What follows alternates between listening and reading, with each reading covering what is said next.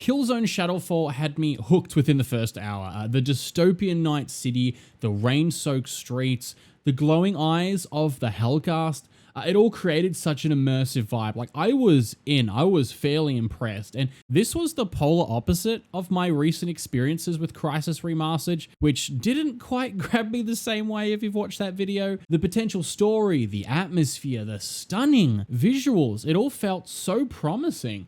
It's crazy to think that this game's over a decade old, yet the graphics are just jaw-dropping still. If I didn't know any better, I would have never guessed that this was a PS4 launch title. And then there's the gameplay. The high-tech military themes, they're totally right up my alley, and Shadow Fall delivers. The guns felt so good to fire. They were sharp, responsive, satisfying. The movement was fluid, my aim was on point, and then there's the little owl drone, the little companion. He felt such a unique feature, offering shields, zip lines, different attack modes, even hacking capabilities. It wasn't just a gimmick, it genuinely added layers to the gameplay. Or so I thought. And after my time with Crysis recently, this was exactly the kind of shooter that I needed. A modern, polished FPS with an intriguing world, cool mechanics. I was so ready to dive in headfirst. But then it hit me. This would be my first and last Killzone game ever.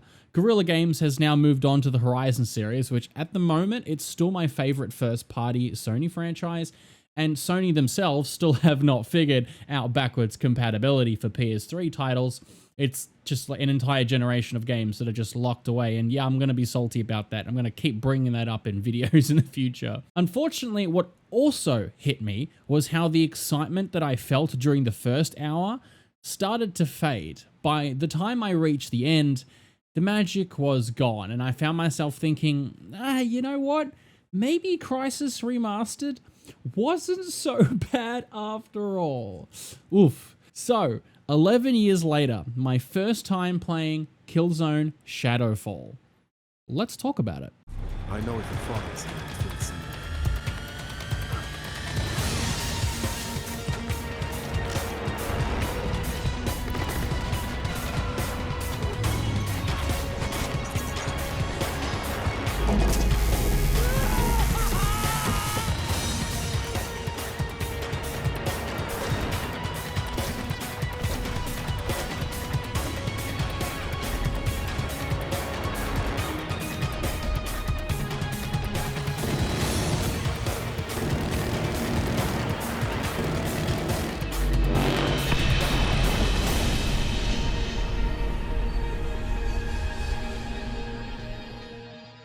Ladies and or gentlemen, welcome back or welcome to the channel. My name is Zeno and this is my living legacy. Remember, if you like what I do here, just giving you my very average opinion in some very casual content, like the video so YouTube knows it doesn't totally suck, subscribe if you're new, and let's just jump into it, shall we? Going into Killzone Shadow Fall, I had no idea what to expect. I have never played a Killzone game before, mainly because the older titles, as mentioned, are trapped on outdated hardware, and as much as I'd love to explore the series' roots, Sony just, again, makes it impossible for someone like me who has missed the PS3 era of Killzone titles. Shadowfall wasn't even my original plan, actually, for the week of what games to play. I had an RPG lined up, Haven, but after finishing Crysis, I wasn't ready to leave the FPS world. I wanted something else to sink my teeth into. I wanted something modern, something fresh, and with Shadowfall's multiplayer servers long gone of end of service, I could play this purely for fun without worrying about trophies or achievements or anything like that. So the first hour or two of Killzone Shadow Fall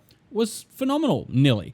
The game opens with a visually stunning semi-open mission that almost gives you a freedom to approach objectives in your way, where I've heard that before. Verticality in the level design let me experiment with the Owl's zipline feature, actually, which was really neat, and the world building was just like totally on point. I felt like I was stepping into something bigger, a conflict with real stakes and a history that I was eager to uncover. For those unfamiliar, Killzone Shadow Fall is the 6th entry in the series, but the 4th on consoles. It's its story takes place after the events of Killzone 3, and here's the quick rundown and TLDR from what I could gather myself from the game. There is two civilizations at war, the Helghast and the Vectans. The Helghast homeworld, Helgen, is destroyed, forcing them to relocate to Vector, and to maintain the peace, the planet is divided by a massive wall, but tensions remain really high. Both sides conduct covert operations against each other, keeping the war alive in the shadows, which I guess hence the name Shadow Fall, something like that.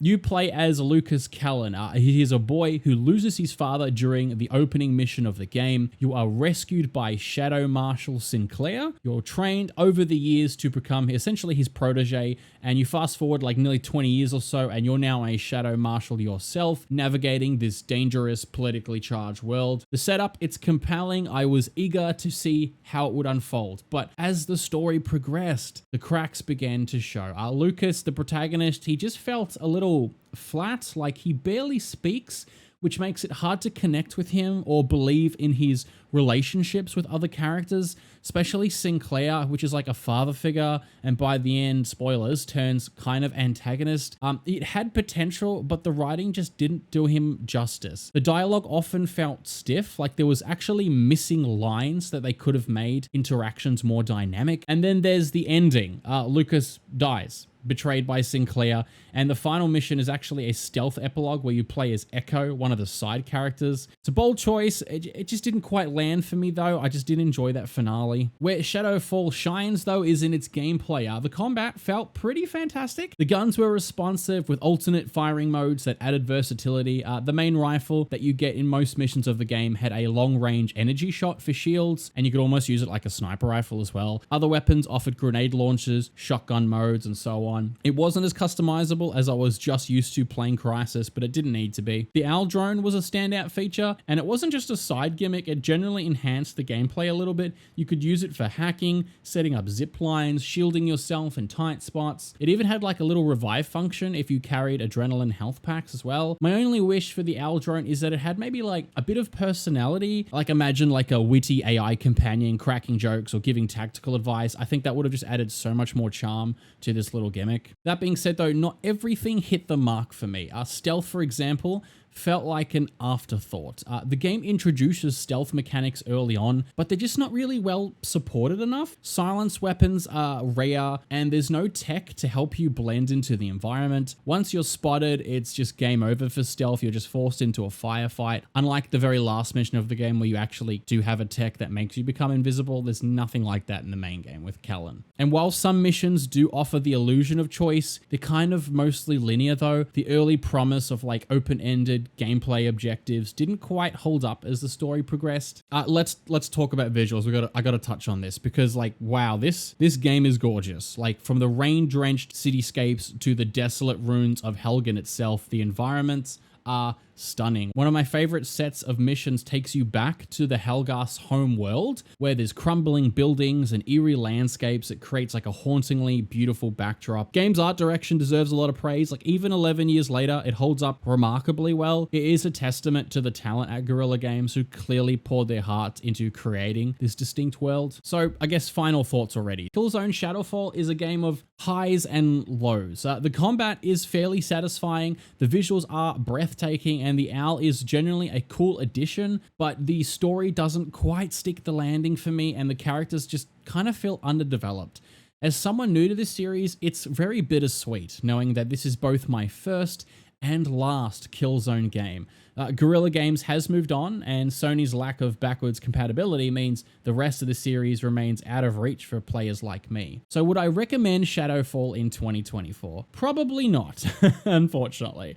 Unless you're a longtime Killzone fan looking to revisit the series after more than a decade, it's a decent shooter, but it just doesn't do enough to stand out in today's landscape, as I'm of course approaching this from a modern perspective. That being said, I can't obviously speak to the online, the co-op, or any multiplayer features that this game may have, as they are long out of date, out of service now for a couple of years. which is a shame. So I am just having a look at this title from a single player perspective only. Anyway, I hope you guys enjoyed today's short video. Remember, if you like what I do here, just giving my very average opinion in some very casual content, leave a like on the video so YouTube knows it doesn't totally suck. Subscribe if you're new. I upload every sometimes, maybe. Follow me on any of my socials linked below the like button. And yeah, that's about it. So I hope you guys are having a fan-frickin-tastic rest of the day. And as always, my name is Zeno, and you guys take care now.